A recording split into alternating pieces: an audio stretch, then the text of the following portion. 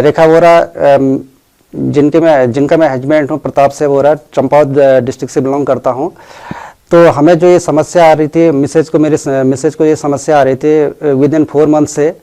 तो हल्की से साइड में, ब्रेस्ट के साइड में एक सिस्ट आ गया था। तो सर लोगों ने यहाँ राम मूर्ति स्मारक बरेली भोजीपुरा में जब हम मिले तो यहाँ की टीम से, तो इन्होंने सर लोगों ने हमें एक सजेस्ट किया कि भाई इसमें ऑपरेशन ही होगा, फर्स्ट एंड लास्ट ऑप्शन ये है, ऑपरेशन होगा।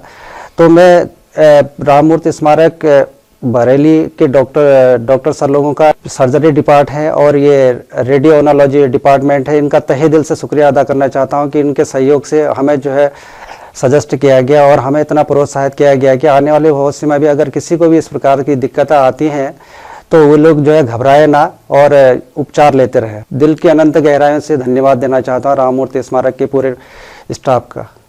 हमारे देश में महिलाओं में सबसे ज़्यादा जो कैंसर होता है वो है ब्रेस्ट कैंसर, स्तन कैंसर।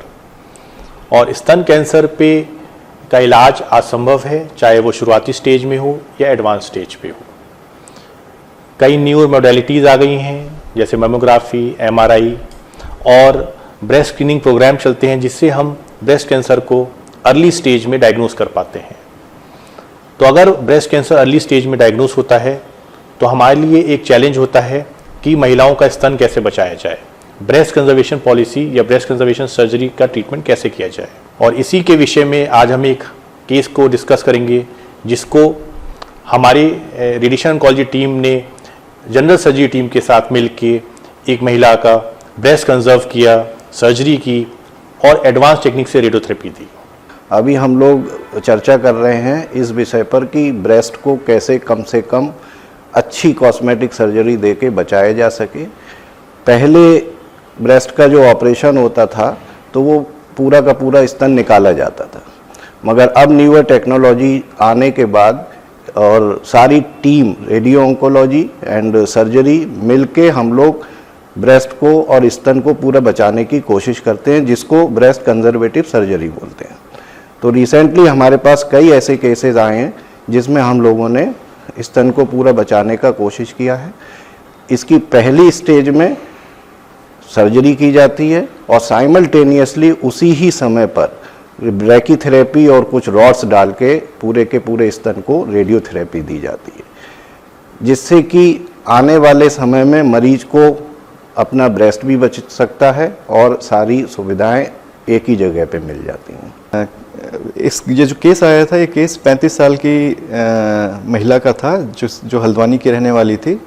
वहाँ हल्द्वानी में उसने दिखाया, वहाँ से उसका FNAC हुआ, FNAC में उसको कैंसर पता चला और श्री राम मूर्ति का नाम सुन के और वो सीधा वहाँ से श्री राम मूर्ति आई।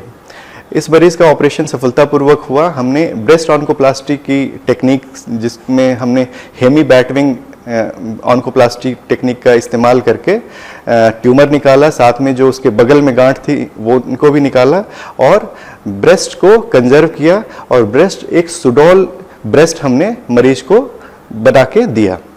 तो जब हमने हमारी सर्जरी टीम से जब केस डिस्कस हुआ कि एक ऐसा अर्ली ब्रेस्ट का केस आया, तो हम लोग ने ये प्लान किया कि ये इंटरस्टिशियल ब्रेकीथेरेपी एक प्रोसीजर होता है जिसमें मरीज़ को ऑपरेशन वाली जगह पे हम लोग कुछ नलियाँ डालते हैं। उन नलियों की मदद, जो रबड़ की बनी होती हैं, उन रबड़ की नलियों की मदद से हम ट्यूमर, जहाँ पे हमारा ट्यूमर का बेड होता है, जहाँ पे ट्यूमर जहाँ पे स्थित होता है, उस जगह को हम ज़्यादा डोज दे सकते हैं। तो हमने मरीज़ को सर्जरी के दौरान ये कैथेटर डाले, जिसके बाद अगले दिन से ही मरीज़ की हमने सिकाई शुरू कर दी और 3 दिन में उसकी ये सिकाई पूरी हो गई। और उसके बाद फिर 1 महीने बाद मरीज़ की हम इसमें आगे रेडियोथेरेपी होगी। ये जो केस हम डिस्कस कर रहे थे, जब हमारे first multi modality tumour board में डिस्कस हुआ तो अब डिसाइड हुआ कि इसमें जो है हमें इंटरस्टिशियल ब्रेकी करनी है। इंटरस्टिशियल ब्रेकी थेरेपी से डॉक्टर आयुष ने बोला कि हम सर्जरी के दौरान भी कर सकते हैं और सर्जरी के बाद भी, लेकिन सर्जरी के दौरान करने में हमें फ़ायदा मिलता है कि हमें ट्यूमर बेड बिल्कुल हमारे सर्जन ने खोल के हमारे सामने दिखा दिया, ये हिस्सा ट्यूमर बेड का है, इस हिस्से में हमें हाई डोज रेडिएशन देनी है, जो कि हम आराम से अचीव कर लेंगे जब हम इंटरस्टिशियल ब्रेकी थेरेपी ड्यूरिंग सर्जरी के दौरान करेंगे। अगर हम सर्जरी के बाद करते हैं तो कुछ ना कुछ एरर के चांसेस बढ़ जाते हैं, क्योंकि हमको ये तो अल्ट्रासाउंड गाइडेड या पुराने अपने थीम पे देना पड़ता है कि इस एरिया को हमें रेडिएशन करना है ज़्यादा।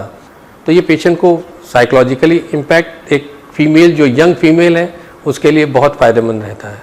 तो ये अब रूटीन प्रैक्टिस हमने शुरू कर दी है हमारे SRM इंस्टीट्यूट में। हम रूटीनली ये केसेस आपस में मल्टीमोडैलिटी डिस्कस करके हम रूटीनली कर रहे हैं।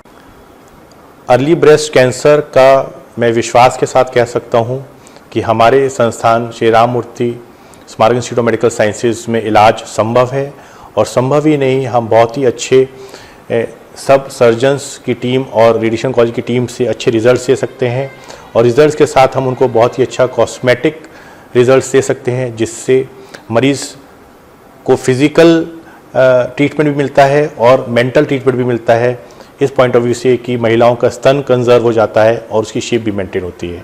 मैं आप लोगों को विश्वास दिलाना चाहता हूं कि अगर अर्ली ब्रेस्ट कैंसर है तो आप हमारे संस्थान में आएँ और हमारे एक्सपीरियंस का फ़ायदा उठाएं। नमस्कार।